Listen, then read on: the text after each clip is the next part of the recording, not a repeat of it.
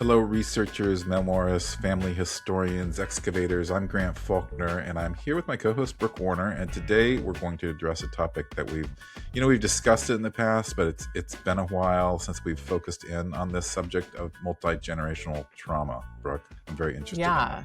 I know. And I was thinking, I actually had to look back at our episodes, and it was Margaret Lee who we had on the show, and it was 2 years ago already, talking Oh my about her gosh. beautiful memoir. I know, Starry Field.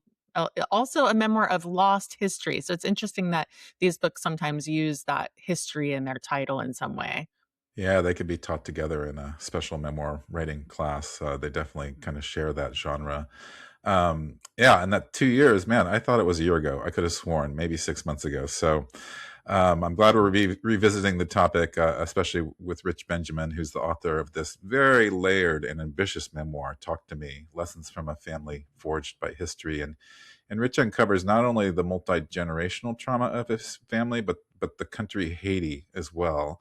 And there's just a lot to unpack in this book. So just the shorthand of it is it's about Rich's maternal grandfather. His name is Daniel Fignole, and he was a labor leader and a populist politician in Haiti. And he was this big champion of the poor and the working class. And he actually became president of Haiti in 1957, but only for 19 days.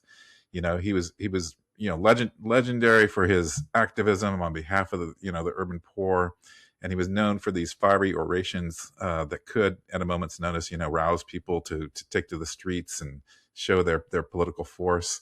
But then, this is the unfortunate part about it. It was kind of a film all too familiar story in that he was beloved by the people of Haiti, but he was loathed and feared by the Haitian elite and U.S. business interests.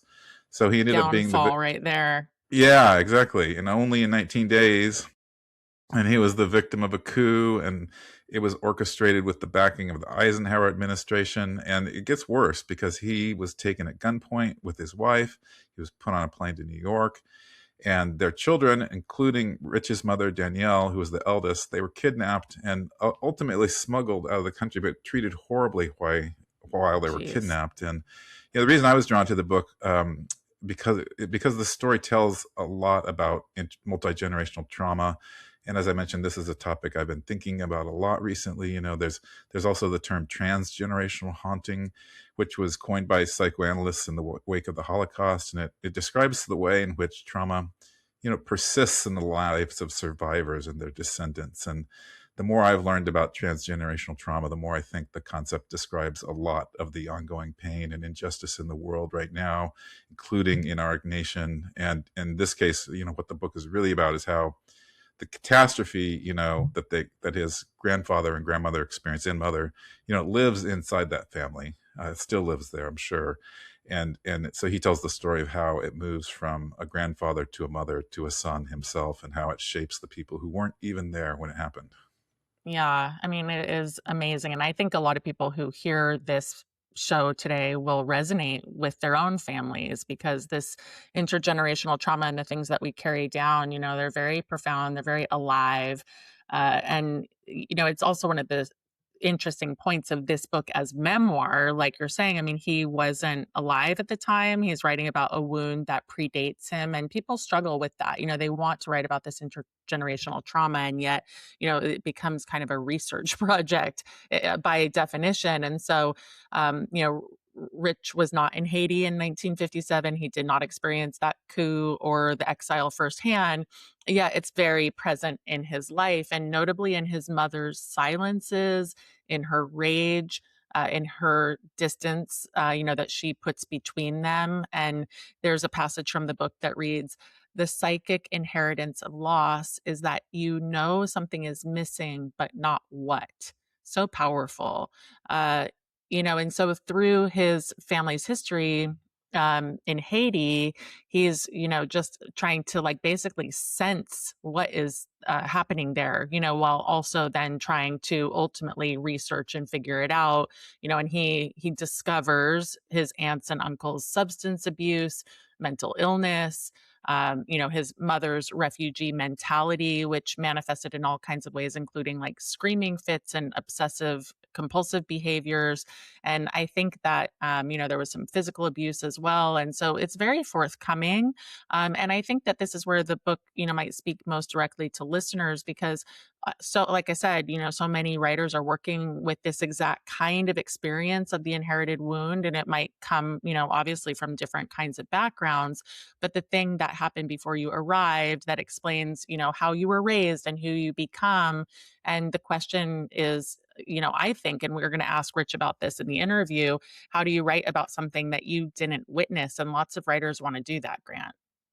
Yeah, and Rich's answer is research, and that was Margaret Lee's answer largely as well. She was a trained journalist, and he's a cultural anthropologist, and he just did really serious archival research. And he actually went to Haiti and he dug up declassified government documents, and he pieces together this story of his grandfather's 19-day presidency and the political forces that dismantled it. This was exhaustive because for 12 years he interviewed relatives for stories, and yeah, like I mentioned, he traveled to Haiti, plumbed the archive, and he actually had to pursue access to classified U.S. government documents as well. So he got in really deep, and what's remarkable is that the research doesn't pull the book away from the personal, which I think is one danger when you're doing a lot of research. It actually deepens it. And the history and the memoir, they become inseparable, of course. That history is the history of Haiti is his family's history, essentially. And that becomes a craft lesson in itself. We talk a lot on this show about the relationship between the personal and the universal, like how memoir at its best is always doing both simultaneously. And Talk to Me does that as well as any memoir I've read recently. It's a mother-son story. It's a story about Haiti. It's a story about American foreign policy and its human cost.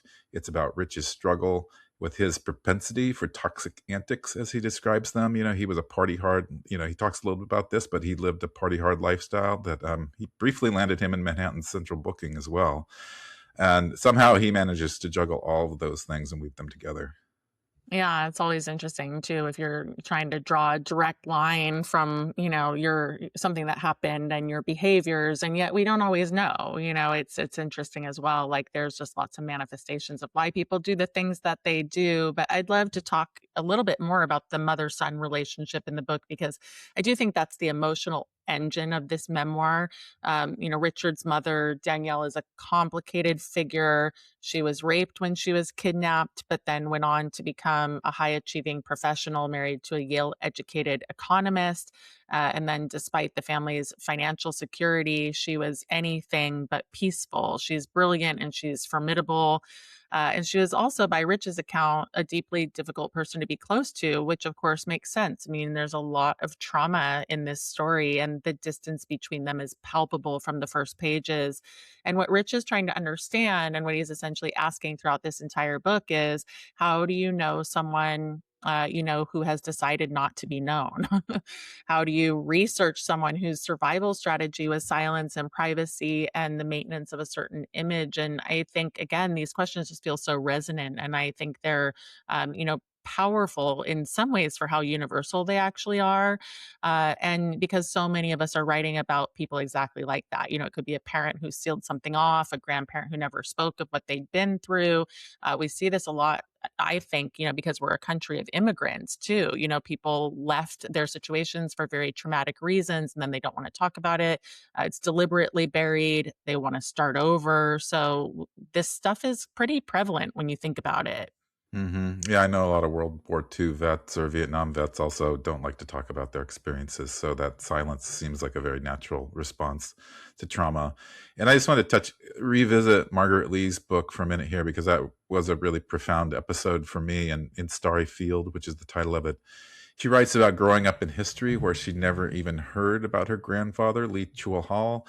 And the history, was lost in early 20th century Korea and then guarded by Margaret's grandmother, who Chul Ha left widowed in 1936 with two young sons. And to his surviving family, he was actually viewed as a criminal, and his granddaughter was, determined to figure out why.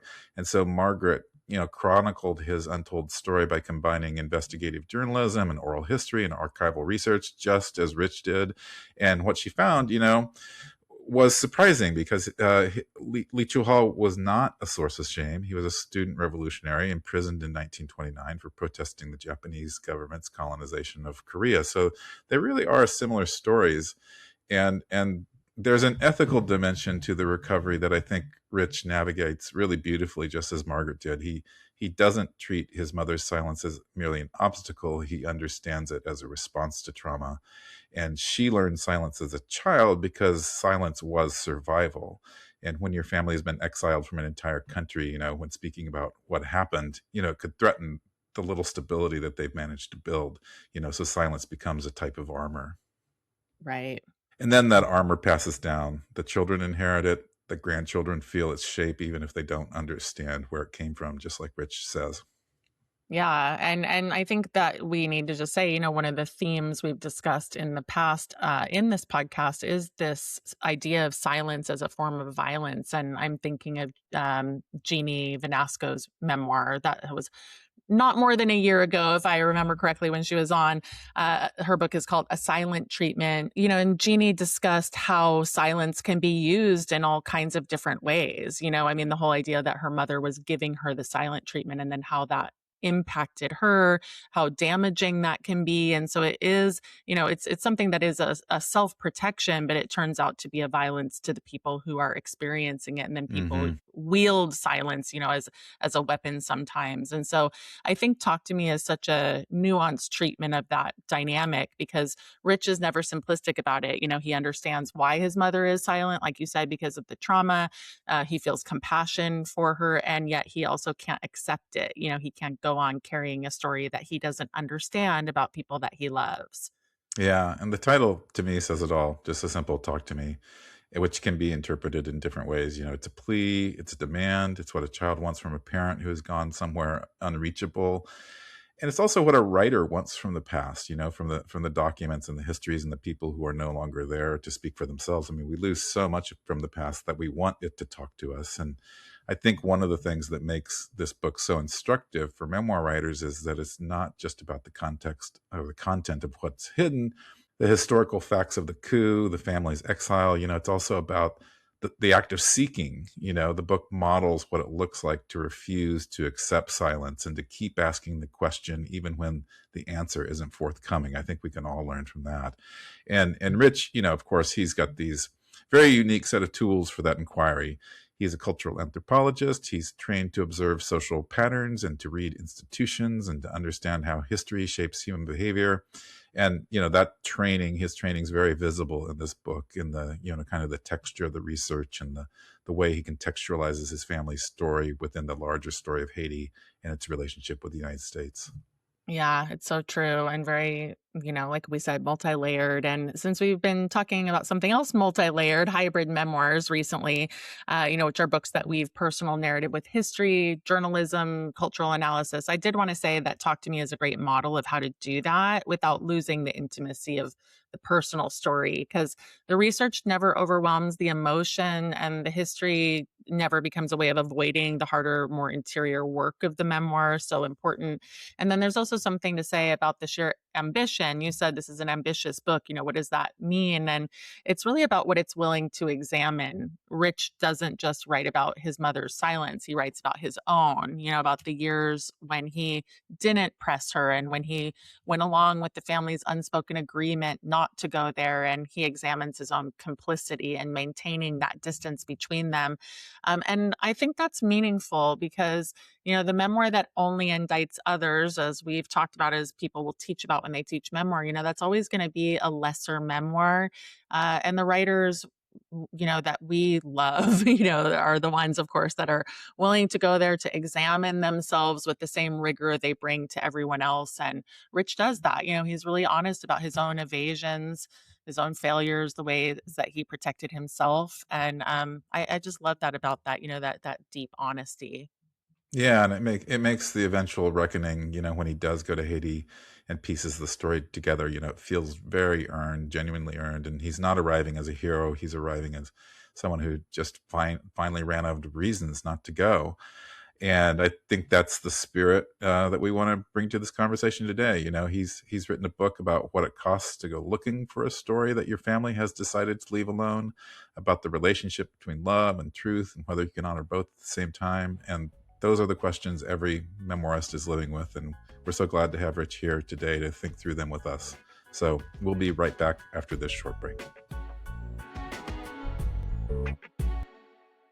Welcome back, everybody. I am very excited to introduce Rich Benjamin, who is an award-winning writer, cultural critic, and memoirist whose work investigates political, social, and economic power through deeply researched storytelling. Rich is the author of the memoir, Talk to Me, Lessons from a Family Forged by History, which we're focusing on today, but also Searching for Whitopia, a groundbreaking immersive study that presciently examined the rise of white anxiety and nationalism in the United States, which we're obviously still dealing with. And his writing has appeared in The New Yorker, The New York Times, and other major publications, and he's a frequent commentator on NPR, MSNBC, and CNN. And then his memoir was just shortlisted for the 2026 J. Anthony Lukas Prize Project Awards. Welcome and congratulations, Rich.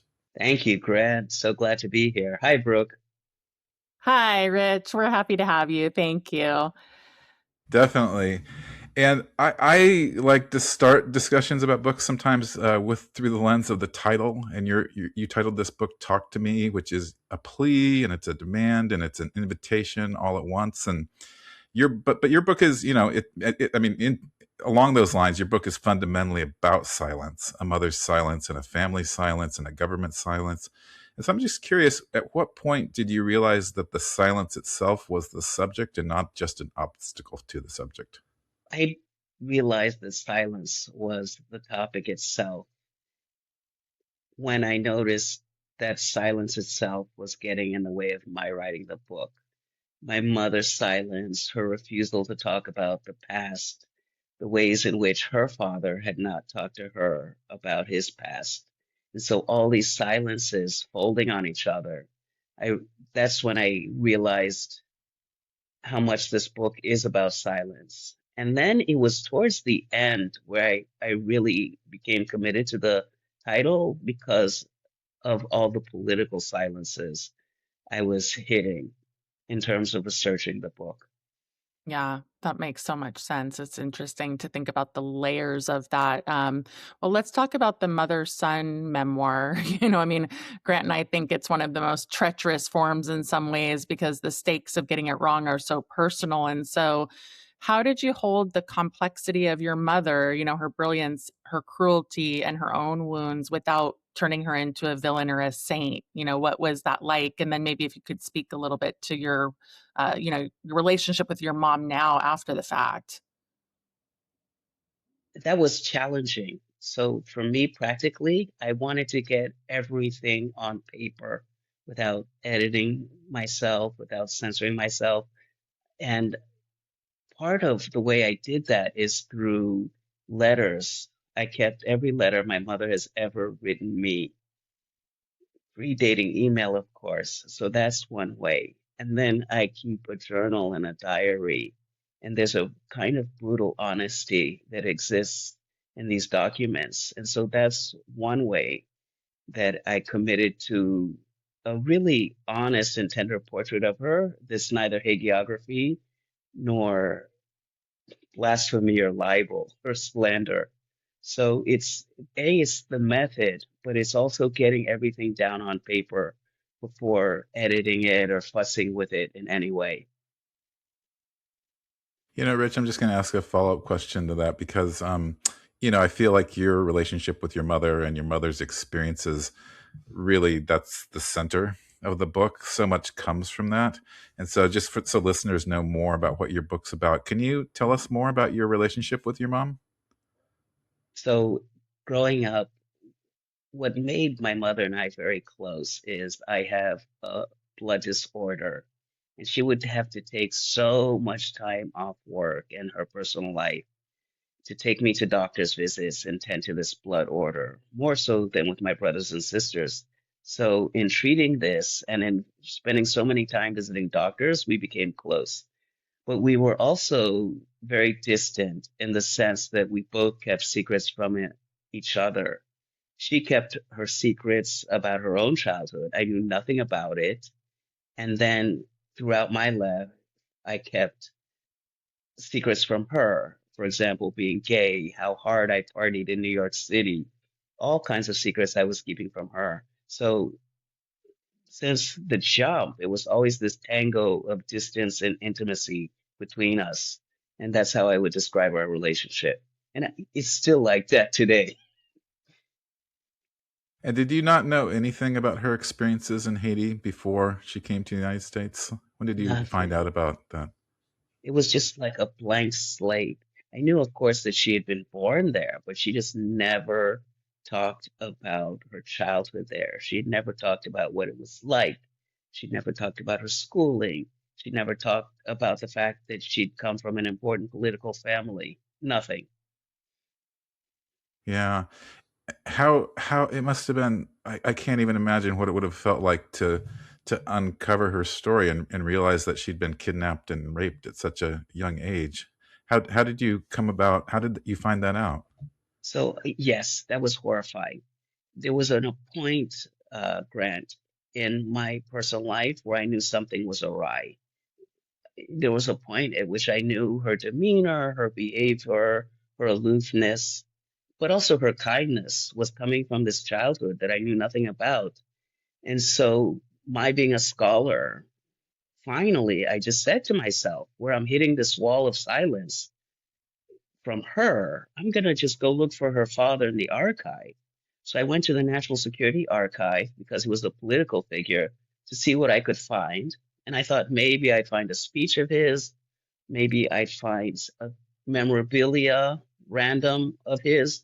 But instead, I found basically 300 pages of CIA memos, which had been surveying him as a socialist leader in Haiti, dating from 1946. Wow.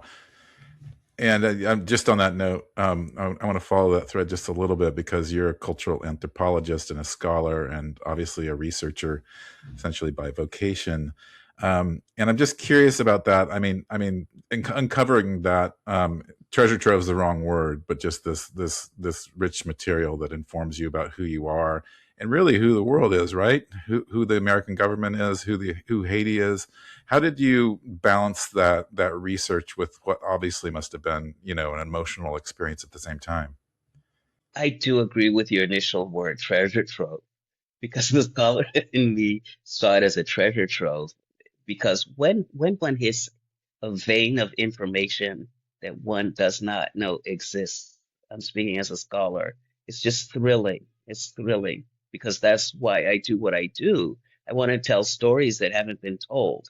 So it's a dissonance, it's a complexity that the scholar in me loved finding these documents. But the person in me was just horrified by what I discovered and then trepidatious of where it would lead me from a personal angle. That makes so much sense. Geez. You're writing about wounds that were inflicted before you were born, including a coup, an exile, a family broken apart by history. And so, how do you write about trauma that you didn't personally experience but shaped everything about your life? Yes, yes, yes, yes. In a perverse way, it's quote unquote easier to write about that trauma because I'm writing about it third hand and I have a higher level of documentation. Whereas the trauma that is me and all my messiness and the way I became such a messy adult initially, that trauma was more difficult for me to write about. And this is why I admire all your guests and your listeners because they are really skilled memoirists who built that skill of writing about these things. But I'm coming from the reverse. It's quote unquote easier for me to write about other people's difficulties, political difficulties, analytical difficulties, and then my challenge is writing about my own. Yeah, and so what did the process of doing this and doing the writing teach you about this kind of inherited wound? I mean, we do hear about it, these sort of intergenerational traumas, which is really what you're writing about. And some people are privy to the things that happen, and many people aren't. And so I'm just curious, now being on the other side of it, do you see things differently? I see things differently.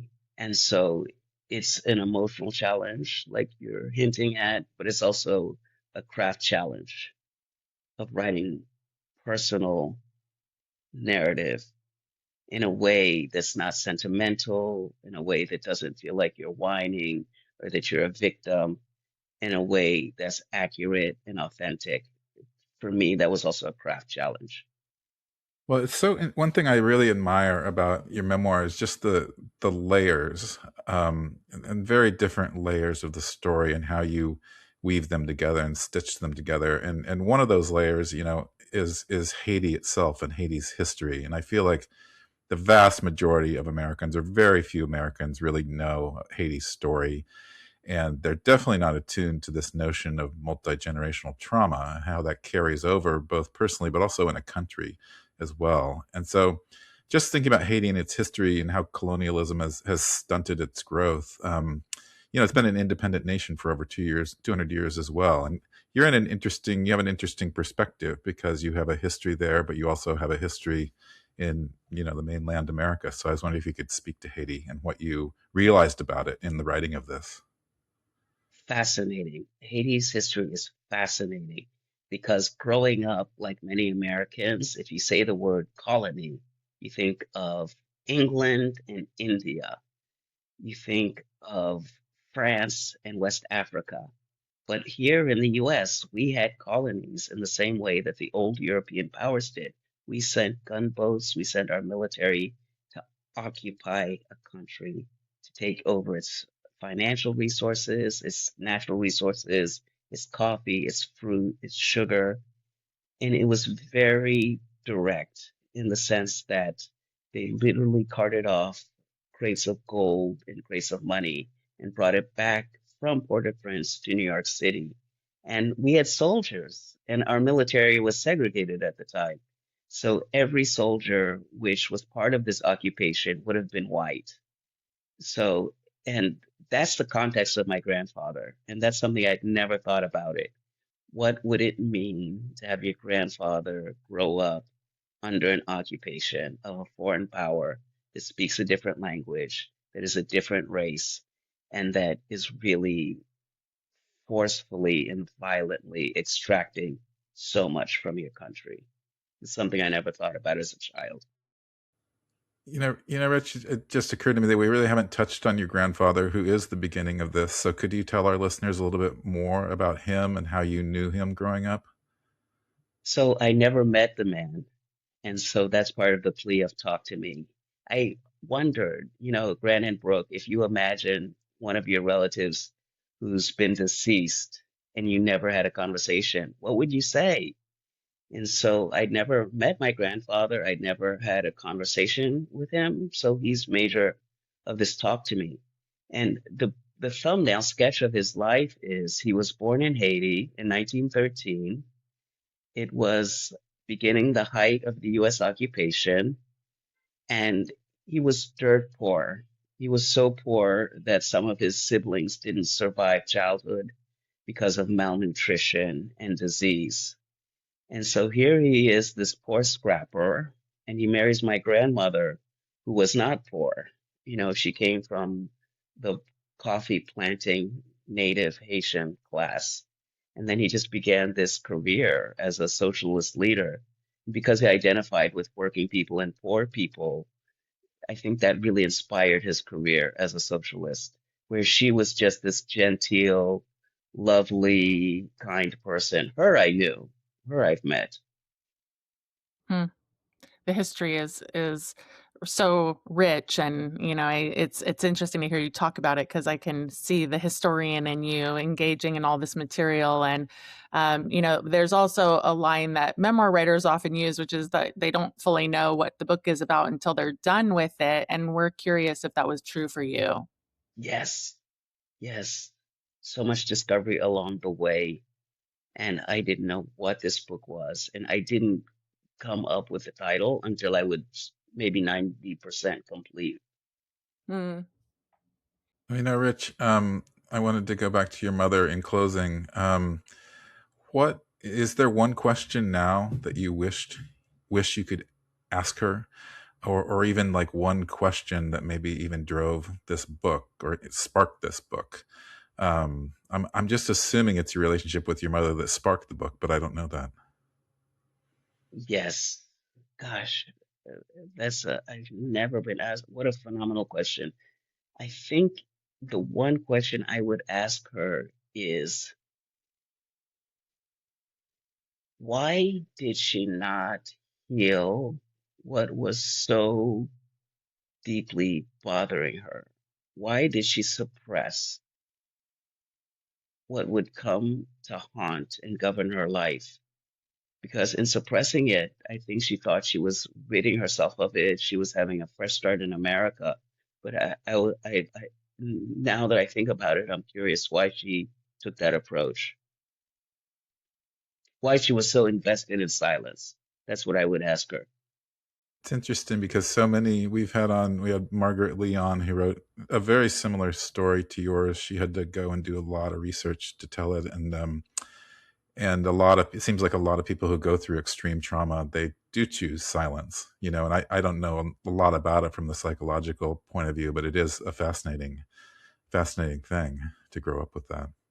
Yeah. And it's also interesting that it's cultural and, like sometimes specific to an era, that you grow up in. It's like, I think if you think about right now in the United States, people coming up now, it's so much more not about silence, but if you are coming up in oppression. And so it's curious, Rich, with your background as more like a cultural excavator. I mean, that was the final question, but I have one more question, which is, in doing this writing, what was something that you learned about Haiti that you didn't know before starting the book?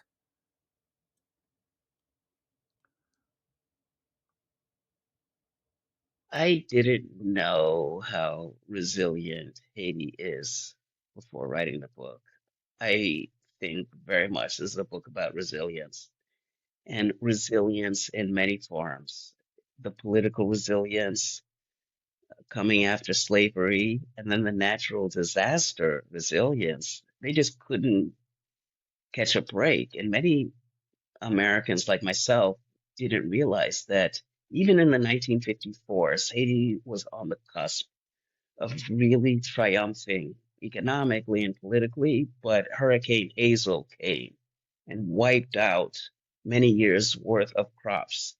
And then in our times, in 2010, you have this massive earthquake that killed on the order of 300,000 people and left 30% of the civil service dead and raised 80% of the capital. So forget about the politics for a second. You look at the natural disaster, and yeah, I didn't know the extent how resilience defines this country.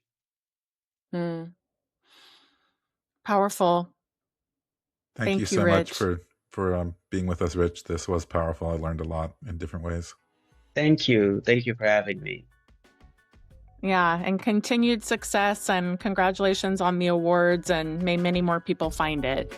Yeah, and thank you for this podcast.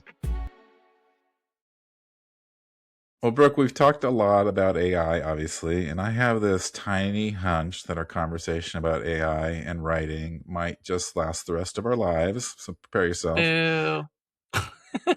But that said, the evolution of technology holds irony, as most stories do. And the irony I'm interested in is that AI is bringing back handwriting, of all things.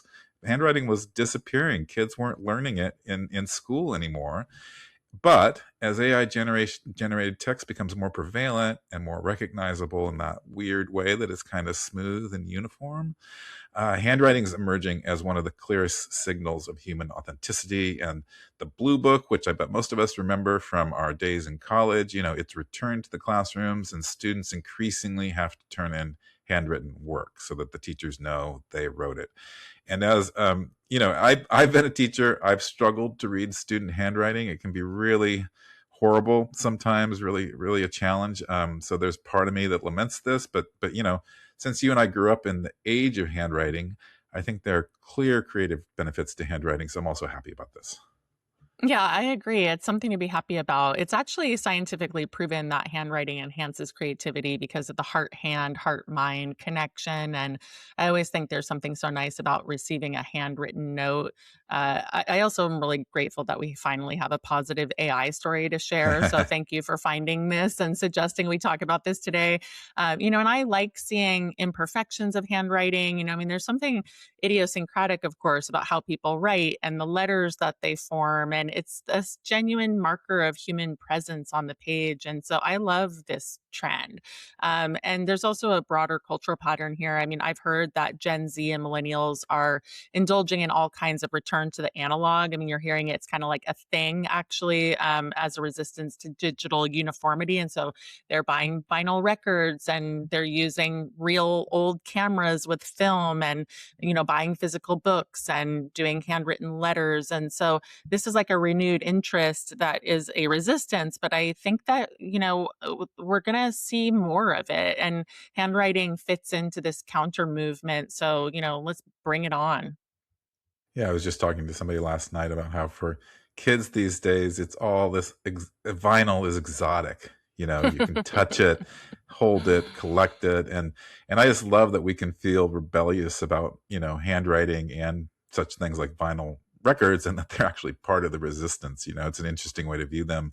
But handwriting, just to go back to the kind of creative benefits of it, I've read a lot about this, and handwriting actually engages the brain differently than typing. Like when you type, the mechanical uniformity of the keyboard, it creates a kind of distance between thought and expression. The letters are all the same size, the same shape, and equally easy to produce. But when you write by hand, just that physical effort of forming each letter, it slows you down, obviously.